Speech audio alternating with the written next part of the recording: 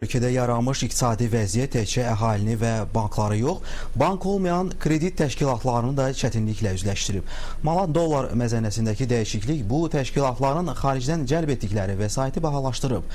Belə olan halda müstəqil fəaliyyətini davam etdirə bilməyən bank olmayan kredit təşkilatları birləşməkdən başqa çıxış yolu görmürlər.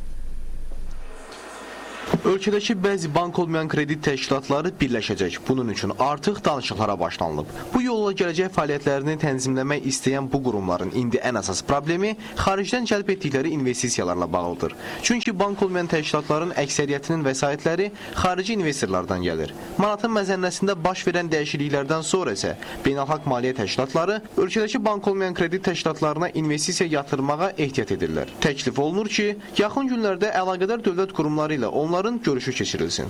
Bizim həmin investorlar İqtisadiyyat və Sənaye Nazirliyi, Maliyyə Nazirliyi, Kənd Sərvat Nazirliyi, digər bu kimi deməli belə də iqtisadiyyatla məşğul olan nazirliklərlə görüşmək istəyirlər, müəyyən dərəcədə ölkədə olan vəziyyətlə tanış olmaq istəyirlər.